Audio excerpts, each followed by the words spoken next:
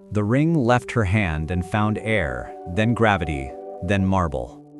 It skittered like a coin flung by a careless god, tracing a bright, spinning arc across the aisle before settling against a pew leg with a small, decisive tick. Cameras rose in reflex, lenses hunting spectacle, microphones drinking the hush that follows a public collapse. In one frame, a groom's jaw tightened. In another, a bride's breath clipped short, the kind that stings the ribs. One guest's phone caught the microdrama of lips forming refusal, the expression that erases a future in half a second. The organist's test notes died unfinished. White petals trembled under air conditioning, a planner's clipboard quivered, pen dangling like a verdict. No one moved fast enough, yet everything shifted at once. Posture, allegiance, rumor. Somewhere in the bouquet, a pin pricked flesh, drawing a bead of blood that refused to fall. Humiliation, already airborne, found its first roost. Hours later, the moment belonged to the feed. Grace watched the clip loop within a digital frame she never asked to enter. A pity hashtag blooming like mold across bright thumbnails. A counter in the corner spun upward, indifferent to oxygen or mercy. Captions misread her expression, assigning bravado where only shock had lived, calling it resilience while the palms of her hands still burned from gripping metal. Frozen frames multiplied with reckless generosity. Dress, lashes, ring, aisle, groom's eyes narrowing like shutters. Someone slowed the audio to catch the scrape of gold on stone, then repeated it again, then again, until the sound no longer resembled jewelry, but a verdict. Ads parked themselves beside her ruin, cheerful and uninvited. A cousin's friend commented with a folded hands emoji and tagged a stranger.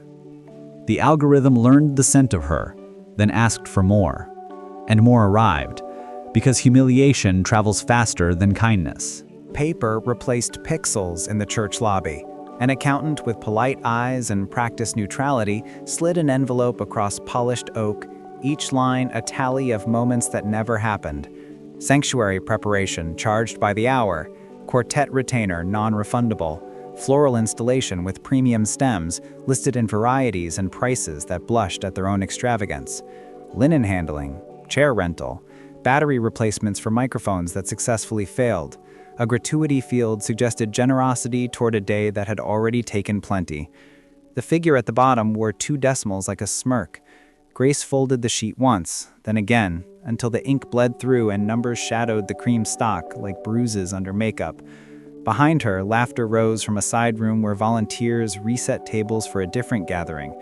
The building smelled of lemon cleaner and roses past their prime. A framed donor wall glittered nearby, surnames engraved above the word legacy. The garden ramp, her intended passage back to oxygen, wore caution tape like a corsage turned cruel. A handwritten notice cited maintenance, the kind with no date, no crew, only a barricade that redirected bodies and dignity. An usher pointed toward a longer route, a corridor threaded with folding chairs, stacked hymnals, and faces that studied the floor, then her wheels, then the floor again. Phone screens lifted and pretended to check time. Whispered breath grazed the back of her neck, warm and unhelpful. The dress hem, bright and hopeful hours earlier, drank a streak of damp from a mop bucket stationed without apology. Pedals tracked under tires and printed pale ghosts onto concrete.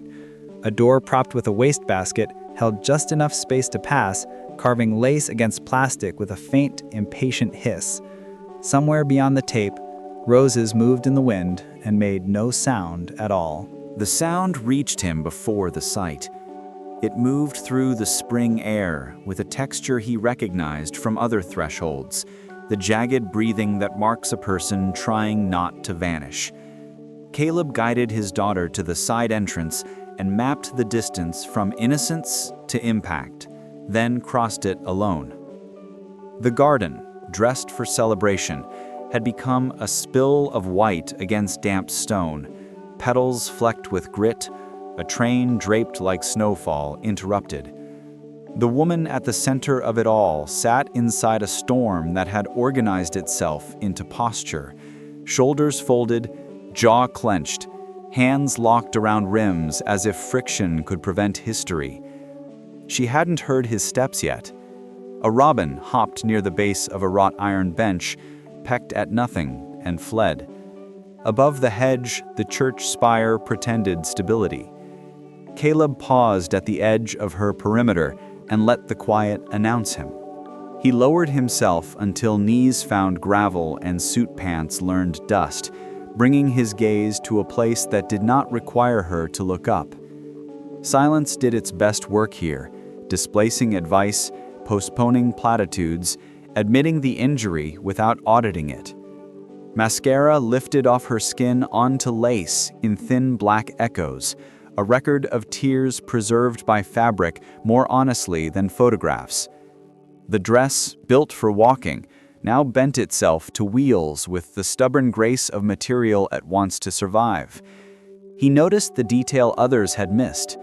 Faint tape marks at the crook of her elbow, the ghost of IV lines that no makeup had fully erased. He noticed her breath counting itself back toward normal. He adjusted nothing, fixed nothing, offered nothing she had not asked for.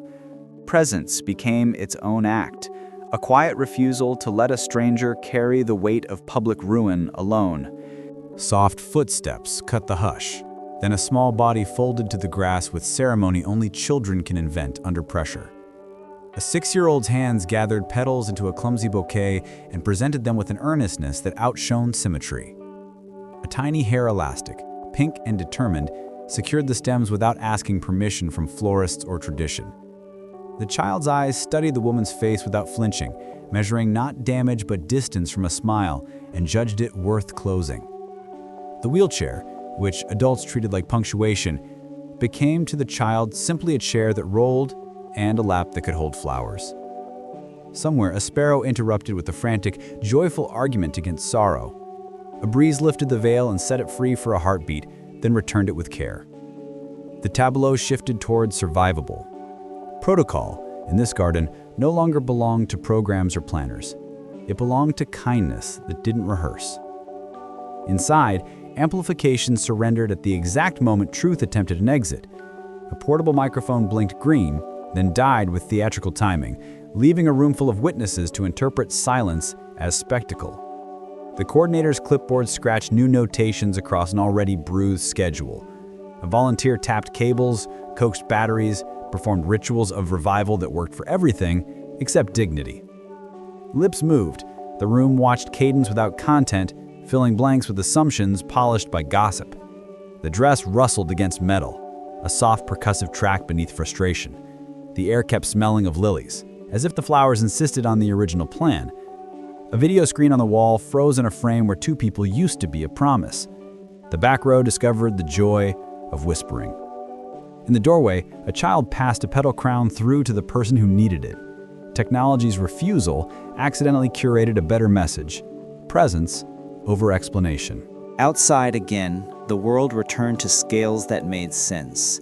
Paper, ink, graphite smudge on a thumbnail. Caleb produced a small pad worn into a curl at the corners, the kind that has already collected grocery lists, case numbers, bedtime drawings. He wrote a name and a number with the neatness of someone who wanted his offer to be legible under rain. The page tore free with a sigh and waited between two open hands, a bridge without pressure, a choice without countdown. No ceremony explained it, no witness demanded acceptance. Elsewhere, a notification chirped from a pocket, hungry for more sadness. Here, the only sound was wind moving through boxwood and the soft click of wheelchair brakes acknowledging a pause. The notepad returned to his jacket, lighter by one page and heavier by intention. Small things, when arranged correctly, outmuscled the grand. The scrap rode the bodice like a secret kept by fabric. Before the petals learnt asphalt and the ring learnt stone, metal learned weight in a different room. A storage rack at the clinic surrendered to gravity with ugly certainty. Shelves snapping in sequence, plastic bins tumbling their contents into a singular, punishing collapse. The world narrowed into fluorescent hum and the sterile sweetness of disinfectant. For an endless half-minute, breath negotiated with lungs like strangers at a locked door.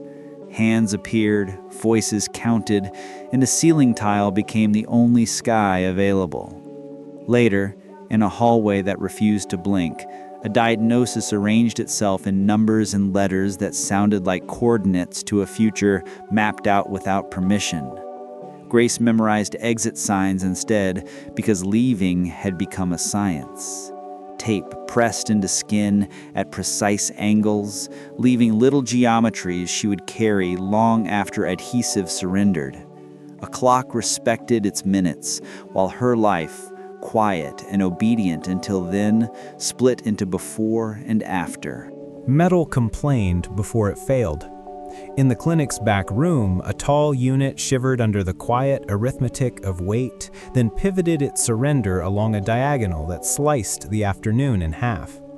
Plastic bins rained leashes, syringes, grooming shears, a burst of kibble like gravel, the whole cascade striking spine and tiles with the same blind certainty. The scent of antiseptic sweetened and soured at once. A dog somewhere in the lobby barked 3 times, announcing emergency in a language older than policy. Breath refused instruction, then returned in sharp, rationed sips.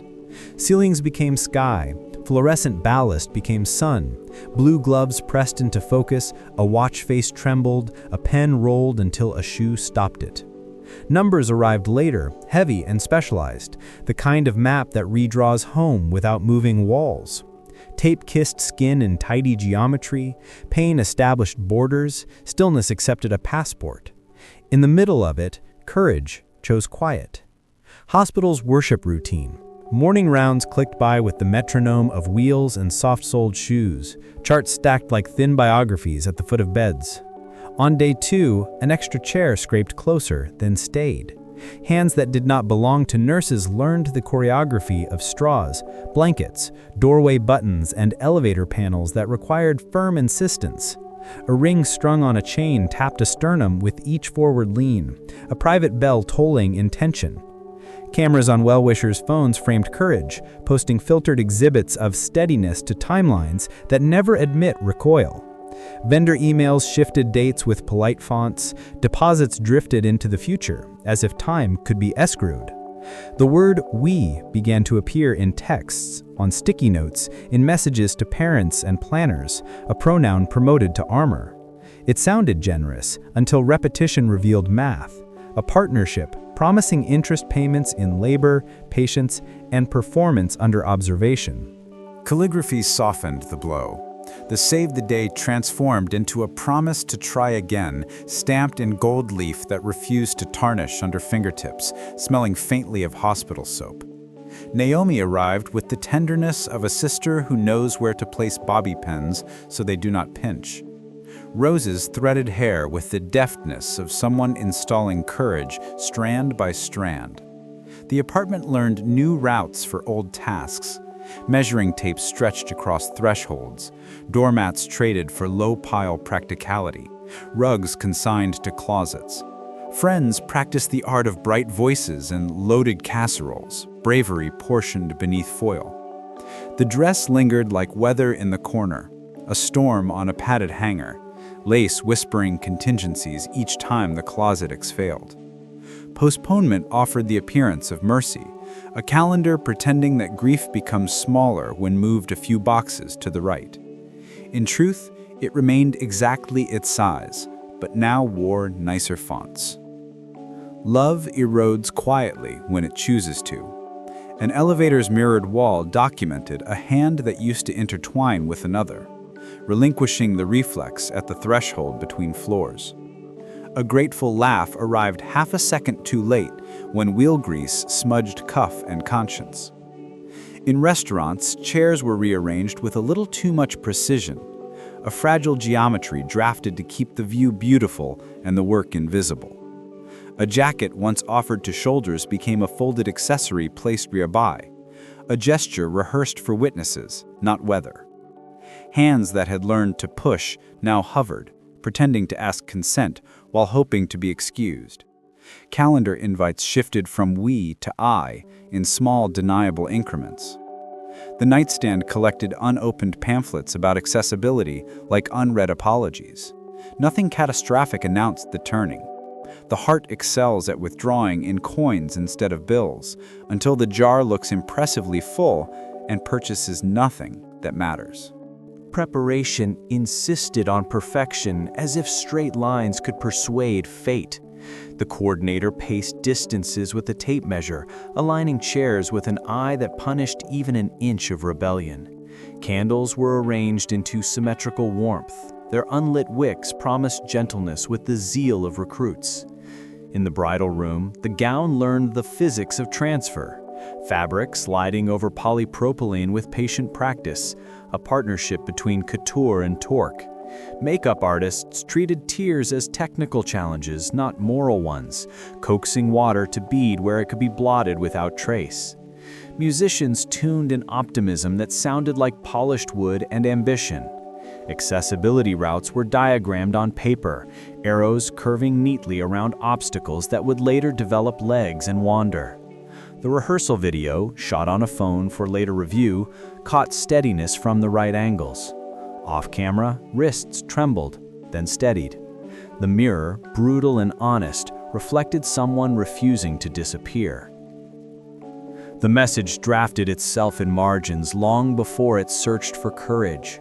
On a bedside notepad, a circle tightened around a single adjective, ink grinding darker with each pass until the page thinned. Browser tabs multiplied theories about strain and statistics. Advice forums filled with strangers performing certainty. A budget spreadsheet grew 2 columns labeled before and after, numbers migrating left like birds fleeing weather. At fittings, eyes measured hem and horizon simultaneously, calculating a future he could bear to look at. The ring box rode in a pocket heavier than its contents, pressing a bruise against fabric and intention. In the mirror, a jaw rehearsed firmness, a posture memorized how not to bend. The speech would eventually leave his mouth in a room designed for tenderness. For now, it constructed itself from articles, fears, and the physics of doors that open both ways. Consolation rehearsed beside exit, each learning lines. The garden did not consent to tragedy and hosted it anyway. Wind combed roses into soft obedience while the ground kept a damp memory of morning rain. When the dress finally escaped roomfuls of planning, it met the texture of reality. Lace biting gently at spokes, satin discovering grit, a train absorbing the honest gray of stone. The hem's whiteness, arrogant at noon, modest by afternoon, settled to a compromise the camera would punish later. Hands traveled the rims until palms memorized their braille. Somewhere within the bodice, a page with a stranger's number warmed against skin, its edges softening into familiarity. The ring sat obediently on a finger that had started to understand possession as performance, a promise to be measured in pressure, not metal. Air carried the faintest sweetness of cut stems in distant lemon. Pride counted breaths until the dizziness receded, then tested gravity with deliberation. Elsewhere on the property, a different ceremony proceeded on schedule. A handshake shot found focus between a polished pastor and a woman whose pearls had never met fluorescent light. Lenses recorded philanthropy and flattering depth of field, bouquet hitting just right as if compassion were a luxury item. A caption, pre-written in a phone notes app, deployed language about community and logistics, a balm smoothed over a bruise it refused to name. The donor wall nearby shimmered with surnames engraved in a hierarchy that introduced theology to capital. The garden, cropped cleverly, showed roses but not ramps, laughter but not tape. A clipboard passed between manicured hands performed decisiveness, while a volunteer replaced a sign with one better suited for photographs. The story of the day split cleanly. One version received applause and commemorative photos, the other, carried by a woman gripping rims, absorbed the cost without a frame. The afternoon returned her to bright floors that pretended nothing had happened. Air conditioning kissed skin without asking whether it was welcome. The invoice folded into quarters sat in her palm like a weightless stone, light in grams, heavy in implication. Across from the donor wall, a digital display looped the church mission between ads for upcoming banquets, its transitions buttery and oblivious. The pity clip, now syndicated across acquaintances, nested inside phone screens within phone screens. The infinite hall of mirrors, humiliation builds for itself. She calibrated posture to neutrality and failed, shoulders narrating what her face refused. Overhead, vents hummed an officious lullaby. Somewhere, the coordinator's heels kept time with the tyranny of schedules. A trash bin swallowed a florist's ribbon with a gulp. The world made no special allowance for someone learning how to breathe underwater in public. She exhaled anyway, then found the door. Night rearranged the edges of the room until furniture became suggestion and phone light became weather. A buzz cut through the dark with the alertness of possibility. The notification preview kept its manners, offering a stranger's name and a line that declined spectacle. Fingers hovered, then rehearsed a reply in disappearing drafts, whole paragraphs evaporating to save the dignity of understatement. The blue bubble waited, patient as a harbor light, then accepted a sentence pared to the bone. Send became both verb and verdict. Across town, another device answered with the kind of timing that feels like grace when it is only attention. No GIFs arrived, no memes performed empathy, no punctuation insisted on brightness. The exchange remained small enough to fit between breaths and large enough to alter them. She placed the phone face down, felt the room return, then noticed a new folder on the home screen labeled Proof. The audio arrived like a hand held out across a small ocean. A child's voice filled the room with certainty older than her years, syllables rounded by hope, and the unself-conscious rhythm of someone who believes endings are only beginnings wearing different shoes. Grace let the sound pour through the phone speaker and into the ordinary clutter of evening. Rinsed plates, folded blankets, a lamp's warm cone on a floor where glitter from a lost craft project refused to surrender. She named the file carefully and slid it into the folder she had created for Proof, as if a soft archive could outvote a hard world. The waveform's jagged line looked like a heartbeat made visible, rising and settling, promising return. She played it twice, then a third time, until her own breath matched its cadence. Outside, neighbors came home and shut doors against the night. Inside, a stranger's child left room for tomorrow. Morning claimed her body like a contract. In the clinic's bright rectangle, Dr. Morales set timers that measured effort instead of worth, and counted repetitions as if they were rungs in a ladder built out of seconds. Push, hold, release.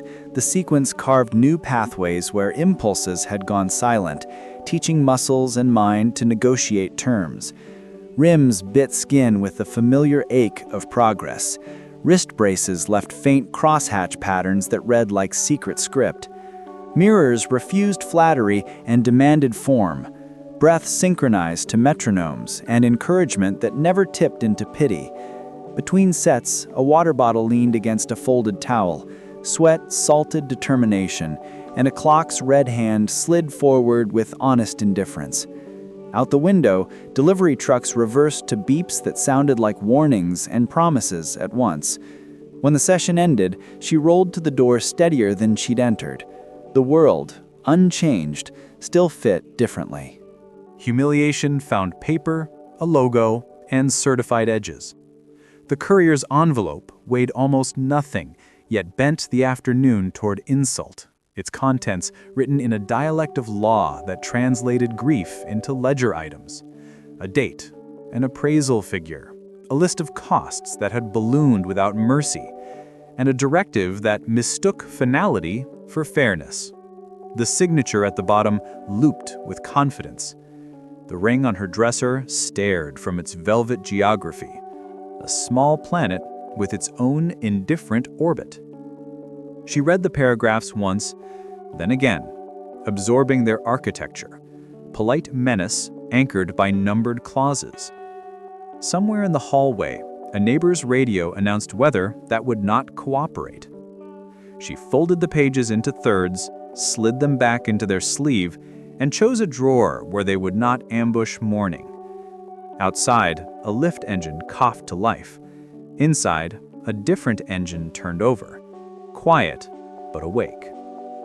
The email wore corporate cheerfulness like a blazer. Embedded within its tidy paragraphs, a phrase announced review, another cited safety, and a final line suggested temporary changes that rearranged her month into arithmetic she had not planned for. Hours vanished between sentences. Rent whispered its due date with the composure of gravity. She pulled a pen from behind her ear and converted panic into figures on a takeout napkin, adding columns for groceries, co-pays, gas, and a dignity buffer that never survives the page. Beside the math, a small doodle of a paw print appeared before she remembered she had not drawn it. The clinic's break room, recalled in detail, smelled of microwave soup and bleach and the endurance of people who keep animals alive for a living. She closed the laptop softly, as if volume could adjust impact. In the window's reflection, her posture remained upright. That counted for something. The old dog wandered in like wisdom in shaggy form, circled once, and claimed a rectangle of sunlight with the decisiveness of veteran hearts. When his collar shifted, the metal disc flashed a single word, blunt as hardware and patient as a vow. Its message, lettered into steel, did not romanticize effort. It asked and answered simultaneously. Caleb shrugged off his coat at the door, read the room as if it were weather, and set fabric to task, draping it over damp rims without announcing virtue. Water darkened wool in a clean line, a small river refusing to freeze.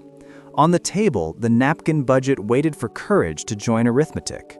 Biscuit's breathing settled into a rhythm that made argument feel unnecessary. Across the room, a stack of envelopes stood at attention, awaiting triage. The tag turned in the light again and said the same thing it had said all its life. The invitation traveled through 2 channels at once, a message he typed with careful gaps, and a drawing she photographed, sunbursts, wildflowers, and a blocky figure with wheels rendered as constellations. The school's flyer, braver than the building, promised accessibility in crisp fonts, while experience translated those assurances into contingency plans. Grace sat with a calendar that had become a landscape of thresholds, marking the day with a dot she could ambush or avoid. Anxiety measured distance by exits and parking lots. Pride measured it by promises made to small people who believe adults keep them. She pictured hallways lined with artwork pinned into temporary authority and imagined the feel of a gymnasium floor under tires, varnish, grit, the occasional thunk of an abandoned marker. She said yes without fanfare, then scheduled energy the way climbers schedule oxygen. Somewhere, a child mixed paints without worrying about balance. Somewhere, balance answered anyway. The evening arrived with rain on headlights and the line of minivans practicing choreography. Inside, poster boards colonized walls, glitter negotiated truces with gravity, and paper suns tried to outshine the gym's fluorescent gloom. The front ramp wore ribbon and a sign that invented maintenance at inconvenient hours. A custodian with apologetic hands pointed to a route that treated access like a scavenger hunt, through a service corridor, past stacked folding tables, around a mop sink that smelled of permanent summer. Phones floated in curious hands, screens recording a detour they would later call inspiring. Tires hissed over thresholds that disliked being crossed. Grace kept her chin parallel to the floor and let competence lead. In the main hall, applause for a kindergarten choir erupted like weather. She emerged from the staff door without flourish, caught breath, and found her bearings by locating a painting that already knew her name. The painting wasn't literal and didn't need to be. Swirls of dark color met bands of yellow like negotiations conducted by sky. In one corner, a title scrawled with intimidating concentration suggested a thesis bigger than crayons, a belief stitched into pigment with hands that still prefer playgrounds to arguments. Parents orbited, some casting glances that felt like hypotheses about capability, others adjusting name tags with nerves disguised as pride. A question cut the air, a practical inquiry delivered loud enough for authority, about whether she could perform the tasks her job requires. Grace did not answer with words. She rolled toward a demonstration table where a therapy dog waited for children later, anchored her chair, and practiced a transfer with the precision of routine, lifted a brush, and guided an anxious terrier through a simple task with calm, firm hands. Competence documented itself. The room recalibrated. The painting kept telling the truth. Dusk processed the day into gradients, while the road stitched neighborhoods together with reflective thread. The car's heater murmured steady companionship. Wiper blades wrote brief essays about impermanence. Neither occupant of the front seats owed the other performance. Memory climbed into the vehicle anyway, buckled in, and faced forward. Years earlier, a promise had been made in a hospital corridor, where futures collapsed against vending machines and people barter with fate. The vow had sounded personal then, almost cinematic. Repeated now in silence, it felt like a practice adopted the way one adopts good posture. Beside that private history, today's detour and demonstration aligned like coordinates, charting not courage but continuity. The dashboard clock advanced as if paid by the minute. In the back, a child's drawing slid sideways with each turn, its suns refusing to go dim. The destination, unremarkable by design, grew closer without requiring fanfare. Reconciliation dressed itself in apologies and arrived by text with punctuation that auditioned for sincerity. A meeting place suggested neutrality, a time frame promised brevity. When Grace agreed to daylight and open spaces, she did so for clarity, not nostalgia. The bench they chose had an unromantic view of parking lines and a trash can that minded its work. He came carrying the scent of cologne upgraded for contrition and the posture of a man preparing to be seen doing the right thing. A small device glinted at his pocket seam, a red light blinking the truth of his intention in a language more honest than words. She noticed, filed it with the other receipts, and edited her sentences down to weather reports and logistics with no adjectives available for future headlines. The recorder captured nothing useful. The public version of him left with empty hands. The private version never arrived. Contrition transformed into strategy by the second meeting. The bench stayed the same, but the air carried the starch of rehearsed phrases, legal syllables arranged to convert feeling into liability. He deployed terms learned from counsel and framed memory as evidence waiting for a signature. The phone's red eye watched steadily from his pocket seam, a metronome for manipulation. Traffic hissed beyond the hedges.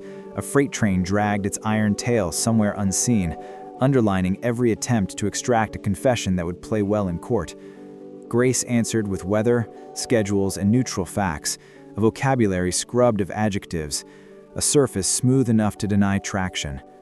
A goose patrol crossed the lot and refused drama. The device captured nothing combustible, only the small sounds of wind and restraint. When she left, the bench collected a fallen petal from somebody else's bouquet and kept it without ceremony. Silence, properly used, outperforms any script. The envelope wore a courthouse stamp and a perfume of toner. Inside, pages arranged to father into risk through bullet points polished to a sheen, citing instability by association, implying that kindness threatens children when it disrupts optics. Names stacked along margins: petitioner, respondent, minor child, counsel of record. Wren's birth date appeared like a lighthouse in fog, unchanging and tender inside the machinery. At Caleb's kitchen table, forms aligned against the wood grain while a blunt pencil rolled and stopped against a coaster. Biscuit sniffed paper and chose instead to rest his head on a knee, unconvinced by legal thunder. Across town, Grace read a scanned copy on a screen that reflected her face in courtroom gray, then closed it gently, refusing to feed panic with speculation. The refrigerator hummed practical music. A school flyer about an art show curled at the corner. Morning would still need breakfast and shoes. The meeting room adopted the decor of conscience on a budget. Plastic ficus in the corner, framed mission statements aligned with the thermostat, a table long enough to dilute accountability. Coffee cooled in cardboard cups, releasing the fragrance of good intentions outrun by time. Folders waited where chair backs met shoulders, each labeled in a hand designed to look open. Phrases arrived with the gentleness of pillows and the firmness of locks, proposing resources in exchange for quiet, improvement without admission, partnership spelled with the donor's surname and the church's seal. A copy machine sighed through a hallway, producing duplicates of policies that never mention weather or ramps. Grace placed a slim stack of photographs between elbows. Timestamps, block doors, yellow tape that never met a crew. The pictures altered oxygen. Paper cups found saucers. The room practiced smiles curated for brochures and discovered their edges. Outside the window, rain began honestly. Countertops turned into staging grounds. Naomi printed until the cartridge coughed, then coaxed 3 more sheets from its stubborn heart. Photos dried in rows, gloss catching light like surface tension on water. Colored tabs bloomed along a spine with the precision of gardeners. Incidents, dates, witnesses, quotes, repairs promised, repairs postponed, repairs imagined. A stapler learned mercy under disciplined hands. Highlighters argued over emphasis and then agreed. In a margin, someone drew a small ramp with a smile, as if architecture could be charmed into cooperation. Receipts slid into plastic sleeves with the dignity of archival work. When the binder closed, its weight startled a modest table into squeaking. On the cover, 4 letters in black marker named the project and the position: Access. Behind the stack, a cooling lasagna surrendered heat into the apartment's night, feeding people who would need it for morning. Organization, tonight, dressed exactly like love. The ballroom recruited light to flatter money. Spot fixtures powdered faces. Chandeliers rehearsed opulence. A soft playlist lacquered conversation so glances could glide without friction. On the big screen, a slideshow threaded triumph through curated hardship, stacking narratives until applause found a rhythm. When the Calloway family appeared beside the church's crest, captions extolled generosity and strength under pressure. In one tasteful blur, a photograph captured the back of a woman in a white dress departing a sanctuary, presented not as humiliation, but as atmospheric texture. Silverware chimed against plates at prescribed intervals. Waiters moved like choreography. A silent auction measured compassion by bids in discrete increments. Across town, the video feed flickered onto a phone balanced on a kitchen counter, and the edges of the story sharpened into something truer than captions. Algorithms applauded themselves. The donor wall tucked another name under lights. Outside, the parking valet adjusted a bow tie and shivered. A new video arrived, built by strangers from borrowed images and sentimental piano. It captioned pain with meaning, like a factory stamping slogans onto t-shirts, pledging uplift while inventorying wounds. Freeze frames lingered on wheelchair, veil, wet hem, smudge mascara. Each held half a second too long, purchasing pathos at a discount. The voiceover invented lessons for audiences hungry to consume redemption without participating in it. Comments sprouted quickly, opinions flicking on like porch lights at dusk, useful to nobody living inside the storm. Grace opened the app, measured the distance between impulse and response, and chose the harder economy: no statement, no rebuttal, no performative essay. She muted notifications until silence returned oxygen to the room. The folder labeled Proof grew by 1 file, Wren's voice steady as a metronome for better days. Action, she decided, would be subtitled by outcomes, not captions. The piano faded. The work remained. Fluorescence flattened everyone equally. A conference table introduced laminate to anxiety, while a panel squared its shoulders behind nameplates and policies. The insurer's representative spoke from a scaffold of phrases that isolate bodies into actuarial facts, sorting people into risk baskets as if humanity were inventory. The word hazard took a seat it had not earned. Dr. Morales answered with anatomy and adaptation, stacking specifics until they towered above insinuation. Transfer techniques, reachable shelving, emergency protocols rehearsed until muscle memory presided. A map of exits that respected physics rather than wish. A clipboard kept minutes with the stubbornness of bureaucracy. Grace sat anchored in plane, wrists braced, hair pulled back, clothes chosen for movement, not theater. When asked to demonstrate, she did so with unfussy competence, letting angles and timing make arguments better than sentences could. Outside the door, a poster about compassion curled at one corner, refusing to stick. After the meeting, air tasted unprocessed. The bench out front accepted another record of waiting without charging rent. Biscuit climbed up with the delicate calculation of an old sailor boarding a small boat, circled until the boards agreed, and lowered his head onto her knee with a sigh that rerouted heartbeats. The metal tag clicked once, rotated, and presented its single instruction in sunlight mute and convincing. Wrist braces unsnapped with the modest celebration of Velcro surrendering. A paper cup of coffee relinquished heat into her hands, the last warmth it had to offer. Leaves scraped the sidewalk like small distracted brooms. The phone in her pocket vibrated twice with presence that did not require words, then rested. She breathed through her belly until breath remembered how to behave. Flags along the street woke to a breeze and discovered their purpose. In the glass door's reflection, posture returned to neutral. Darkness left the city's bones exposed. Service roads, sodium lamps, hospital roofs chromed by dew. The phone's vibration cut through midnight with the urgency of a smoke alarm you cannot ignore. Hallway acoustics poured a familiar soundtrack into her ear.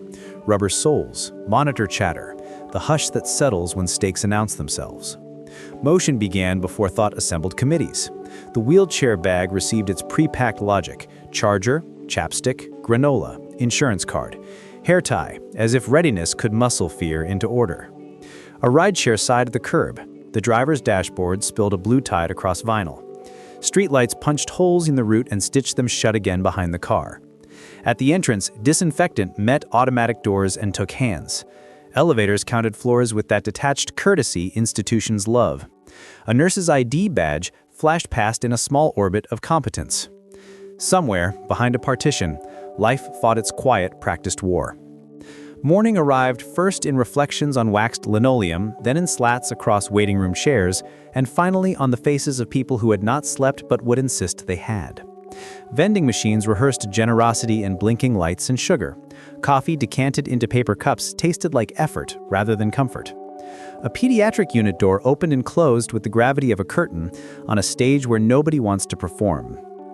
Dr. Wu's precision translated fear into steps that could be followed, monitoring into ritual, uncertainty into intervals. The monitor in the corner made private music, numbers stabilized with the stubborn dignity of survivors. Grace occupied a plastic chair with the posture of someone who doesn't ask furniture for permission, eyes learning a new room's vocabulary of beeps. Outside the window, a pink edge found the horizon and negotiated with gray. The phone stayed face down. Leaving was postponed until invited. Daylight discovered edges the night had blurred, picking out oil rainbows in the ambulance lane and steam rising from coffee lids, clinched by hands that had shaken for hours. The hospital's facade reflected a sky pretending innocence. Caleb stood inside the geometry of painted lines and felt a fracture he had been postponing slip open, the kind that speaks in posture before it finds language. Shoulders slumped, breath hitched, eyes fixed on a spot that wasn't there. Grace positioned her chair where Panic could see it and lose interest, anchoring stillness until his lungs remembered sequence. No speeches arrived, only a slow recalibration measured by the space between exhales. A delivery truck coughed to life. The day made promises it could not keep about ease. Between them, a pact assembled from silence and repetition rather than ceremony, an agreement to show up when alarms misbehave and doors refuse dignity. Asphalt warmed under sun. Courage, unphotogenic, held. The church grounds welcomed weddings in brochures and repelled complications in practice. A printed sign announced maintenance with cheerful fonts, zip-tied to a gate that had learned how to refuse. Beyond the bars, roses rehearsed indifference, their perfection untouchable as if beauty answered to a different administration. Felicity's clipboard reappeared with all the empathy a grid can muster, making eye contact like a duty, not a bridge. A key jangled but did not turn. Volunteers carried centerpieces past the barricade with the efficient sympathy of people on deadlines. The ramp slept under caution tape that had survived 2 rains and 1 donor luncheon without aging. Grace measured the distance from her wheel locks to the invitation that wasn't, then chose to not spend anger where indifference earned interest. The petal crown from a better hour rode in her bag like contraband. Somewhere deeper in the building, a photocopier warmed to its task. Control, when it cannot be found in policy, sometimes consents to tape. On her refrigerator's blank face, she built a ledger of indignities and evidence. The invoice folded to display line items with surgical precision. The demand letter's signature aligned under a magnet shaped like a dog bone. The access denial printed out in grayscale that somehow intensified its chill. Each document took a corner, and then a neighborhood of paper mapping a city of refusal. Highlighter annotated dates, times, names, a cartography of obstacles drawn in fluorescent ink. The arrangement wasn't vengeance, it was memory that refused to blur. A grocery list tried to assert normalcy along the bottom edge: milk, rice, detergent, and found room beside a note about the next PT session. The apartment's hum evened into a manageable key.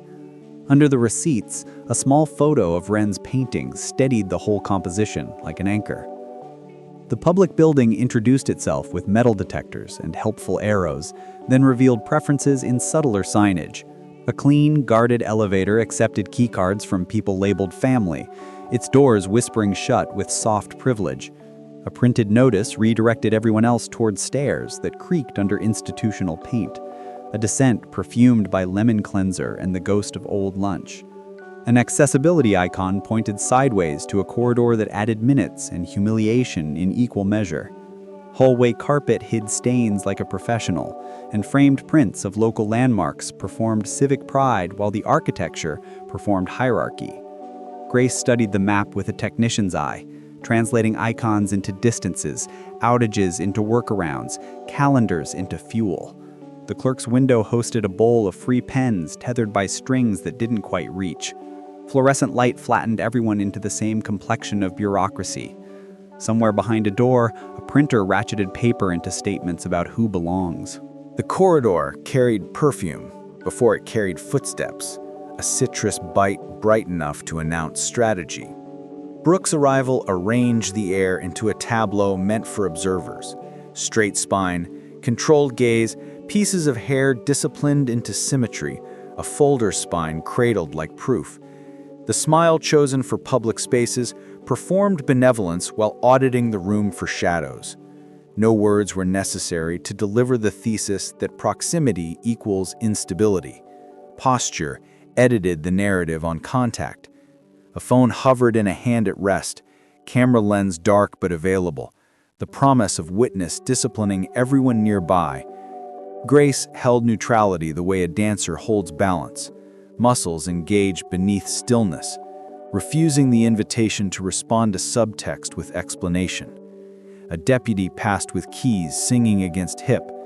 Paper rustled in the clerk's bay where leaves pretending not to listen.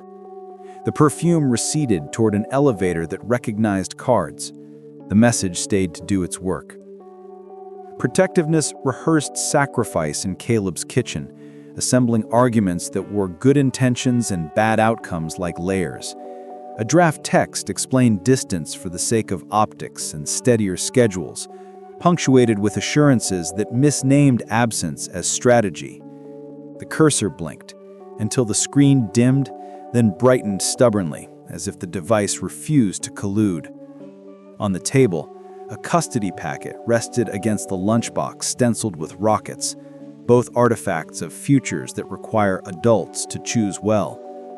Biscuit's collar shifted when the dog resettled near the chair, metal tapping wood with the patience of a metronome. The tag turned to reveal its single word again. Not advice so much as identity. In the next room, a small backpack leaned against a doorframe, zippers aligned like quiet teeth. Caleb deleted the draft without ceremony. The kitchen witnessed the decision and kept it. Outside, the evening arranged clouds into non-committal shapes and moved on. Spin traveled quickly, scheduling itself inside inboxes and appearing in subject lines that promised clarity while hawking amnesia. A message proposed a joint statement, a recalibrated story, a chance to pose together beside a headline that renamed abandonment as tragic misunderstanding. Draft phrasing arrived pre-assembled, buffered by compliments and appeals to healing, sprinkled with references to shared history measured by old photos in rented halls. The offer assumed appetite for optics and the willingness to trade adrenaline for truth. A second email suggested exclusive rights to a reconciliation feature that would please donors in quiet comment sections. The clinic's parking lot saw him lean against a car door, rehearsing his better self for mirrors, eyes hunting reflections that approved. Grace watched from a distance and chose laughter so quiet it didn't disturb air, private and clean. The drafts joined a folder labeled Archive. The day returned to its regularly scheduled work. Mediation dressed itself in neutrality, then sat down to count facts. The room offered a round table and a clock that observed proceedings with excellent manners. Naomi set the binder at center, like a compass, its black letters spelling access with the starkness of a road sign. Tabs parted obediently to reveal photographs precisely captioned, dates stamped in corners, angles chosen to avoid accusation while indicting reality, yellow tape in rain, door thresholds chewing rubber, detours shadowing celebrations. Sign-in sheets named the witnesses who would rather be elsewhere. A mediator's pen clicked, then stopped, then rested. Across the table, an administrator's jaw discovered the fatigue of defending oversight. No heroics assembled, only craft. Measured voices, pages turned at appropriate moments, patience that refused to blink first. Outside, the hallway's carpet swallowed footsteps, and a water cooler hummed, verdict-free. Paper began to reweave power into thread that could actually bear weight. Courtrooms flattened drama into routines sturdy enough to hold it. The seal on the wall shone with hard-earned polish. The flag kept its counsel. The gallery learned hush as a second language. Counsel arranged legal pads like topographical maps where narratives would climb or fall. Brookside curated angles and garments that telegraphed stability, a set design crafted to coax belief. Caleb's hands discovered tremor, then practiced stillness against his knees until fingers conceded. Grace measured the distance from her wheels to the table and back again, a loop that held more meaning than anyone admitted aloud. A clerk spoke names into a microphone that survived, where others had failed. The bench accepted stories through filtration, sorted them into law, and returned questions like stones tossed back across a river. Daylight pressed against high windows. The building redistributed air as if fairness were a simple matter of ventilation and persistence. Questions arrived with scaffolding, each plank designed to steer toward spectacle. The suggestion that attention equals hunger slunk into phrasing as if it were an objective metric. Grace built her answers from operations rather than emotion, laying timelines like track and driving examples over them until Wobble had nowhere to live. Transfer protocols, emergency drills, hours logged at clinics, incidents resolved without fanfare. The weight of a large breed dog managed with technique, not bravado. Each detail described competence without reaching for approval. A stenographer's keys captured cadence and silence alike, preserving the refusal to be baited. The room recalibrated 1 degree at a time, less by persuasion than by the gravity of facts that do not apologize for existing. Overhead, vents continued their indifferent orchestra. At counsel table, a stack of rhetorical flourishes ran out of oxygen. The judge made a note the room wasn't invited to read. Impact arrived without protocol's permission. A chair rasped the floor, a small body convulsed, and the gallery's hush detonated into the clatter of reactions shaped by fear rather than skill. Guards moved, parents froze, cameras twitched toward spectacle. Grace's wheels carved a straight line through chaos, not accelerating so much as erasing distance. The space around the child cleared, as if willed. Handbags slid aside, knees found angles that gave room. A jacket folded into padding, a watch face began keeping a different kind of time, and oxygen in the room remembered its job. Caleb's panic hit a wall of steadiness and slowed. The judge recessed without ceremony. The stenographer lifted hands from keys that suddenly mattered less. Fluorescents hummed their indifferent lullaby, while muscle memory took command. Airway angled, shoulders cradled, obstacles relocated, noise lowered. Seconds stretched, then behaved. The seizure continued to be itself. Competence continued to be louder. Leadership wore no robe or shield, announced itself in posture and sequence. Grace's tone carved pathways that people stepped into without debating rank. The bailiff redirected on instinct. Counsel found use for silence, and a clerk fetched items never listed in duties. A clock on the wall learned the gravity of counting to 60 slowly, twice. Somewhere down the corridor, a nurse accelerated, summoned by voices that had become coherent. Dr. Wu arrived with the geometry of practiced hands, sliding into the frame as if the scene had been built for his entrance, but not before the room witnessed who had steadied the first minutes. Observers previously fluent in skepticism discovered a different language, one built from small, exact actions that ask for no applause. Caleb's shoulders unlearned shaking. The child's breathing rejoined the rhythm of possible. A phone camera faltered, sank, and turned face down on a lap. Authority, unbadged, remained standing. The courtroom reassembled into its own idea of order, yet something foundational had shifted. Cross-examination lost its appetite, a performance deprived of oxygen by facts witnessed rather than alleged. The transcript acquired a new weight, not just in pages, but in what those pages now contained. Competence displayed under pressure, steadiness under glare, a father anchored by proximity rather than argument. Brooks' posture learned restraint. Optics yielded to outcomes that refused styling. The bench's questions reoriented toward logistics and support, less interested in the theater of blame than in the architecture of care. Counsel's stack of insinuations thinned to paper that rustled without conviction. A mural of blindfolded justice on the back wall looked less like aspiration and more like inventory. When proceedings resumed, the room measured every word against the image of a woman directing a crisis with calm, and found that image heavier than rhetoric. Narrative, briefly sovereign, inverted. Outside the double doors, the courthouse exhaled into tile the color of old bandages and fluorescent light that did nobody favors. A vending machine buzzed beside a stack of brochures promising services that rarely arrive on time. The air smelled of floor cleaner, and 1,000 stories cooled to room temperature. Grace parked where drafts from the entry oscillated between welcome and rebuke, folded a paper cup between palms that needed something to do, and let the adrenaline bleed itself into steadier circulation. Foot traffic rehearsed oblivion, then faltered, then chose kindness by looking away. Caleb leaned against institutional paint that had surrendered long ago to scuffs, taught his breath to mimic the elevator's smooth travel. The crisis had shrunk to paperwork and follow-up, a miracle translated into logistics. Somewhere, a clock insisted on the hour. Somewhere else, humiliation reconsidered its lease. In this echoing hallway, privacy expanded precisely because it was public. Ceremony, for once, refused to rent a room.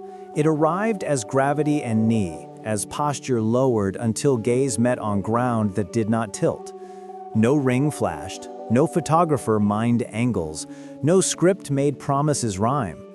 The moment rejected choreography in favor of a simple, unrepeatable alignment of exhaustion, relief, and recognition.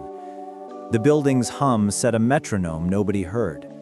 A janitor's cart squeaked by and kept the secret without trying. The moral calculus of months condensed into something that could be carried by 2 hands and 4 wheels without complaint. Vulnerability, no longer a debt, introduced itself as choice. Love stripped of optics learned a smaller, steadier temperature. The courthouse continued performing democracy behind a door that did not care. In the foyer, a man asked with his whole body to keep choosing and to be chosen when choosing is hardest. A woman recognized the architecture of partnership and answered with motion. Consent arranged itself without applause. A palm found a shoulder, a nod turned into a vow. A life that had been divided by before and after chose a third category, during, together. No onlookers assembled into audience. Passing strangers carried the moment for a heartbeat and forgot it respectfully. The building's bad lighting framed an image better than chandeliers ever could. Grace's acceptance contained no surrender, only authorship, the difference between being rescued and selecting a companion for the terrain ahead. Caleb's relief didn't explode, it settled, the way lake water calms after a ferry docks. Their silhouettes, ordinary under institutional fluorescence, became a thesis about scale, that grandeur can be a lie and humility, if designed well, can hold weight. Paperwork would multiply tomorrow. Decisions about schedules, care, money, and sleep would collect like mail. Today, a small yes bent the hallway toward future and left the door ajar. Fluorescent light boxed value into glass trays and clean labels, democratizing sparkle with indifferent pricing. The pawn clerk wore a neutrality refined by 1,000 transactions that repaired months with a few bills at a time. The old ring entered the world through a sliding tray that clicked like punctuation, completing a sentence she no longer wanted to read. Metal that had recorded vows of convenience returned to circulation without sentiment, a resource reassigned to someone else's experiment. In a different case, a simple band waited among modest cousins, its dull shine refusing theater. She chose it with a clarity earned the hard way, paid with a card that had carried groceries and copays, and asked for nothing engraved but a word she already wore in posture. The receipt folded into a wallet beside bus passes and appointment cards. Jewelry, newly obedient, learned its place as symbol rather than scaffold. Access had been theoretical for so long that the click of the gate sounded like punctuation ending a paragraph written by other people. No donors occupied the sightlines, no banners rehearsed virtue. Roses, finely unobserved, performed fragrance for insects and weather rather than for phones. The ramp, repaired in plain aluminum, ignored ceremony and did its job. Side by side, not in a demonstration and not in procession, two people traversed a short distance with the deliberateness of pilgrims reclaiming a mile measured in humiliation. Petals remembered other afternoons and refused to testify. The veil remained at home. The dress had been retired to a closet that no longer frightened. Wind tugged at a hem that did not care. Sun-salted shoulders and metal with gentleness absent on harder days. In this restored rectangle of earth, love declined the urge to reenact and instead built something quiet that could survive. The sanctuary chose understatement and became beautiful because of it. Folding chairs aligned into democratic rows, fabric softened edges without smothering access, and music borrowed its warmth from wood rather than from wires that betray. The officiant spoke in a register that respected ordinary courage, naming commitment not as theater, but as durable practice done daily under imperfect skies. Wren, bright as a sunflower and steadier than any metronome, anchored the front with the authority of children who forgive before being asked. Biscuit occupied a righteous patch of sun and snored through the solemn parts. Rings, simple and convinced, traveled a short route from hand to hand without trembling. Knees bent to meet eye level one last time before rising together toward logistics that would not romanticize themselves. Applause learned softness. Exit music agreed to be incidental. Outside, roses kept time with wind. Inside, two lives adjusted settings to long term. Change arrived without speeches. A ramp's aluminum brightened after rain. The caution tape retired to a closet that now labeled itself honestly.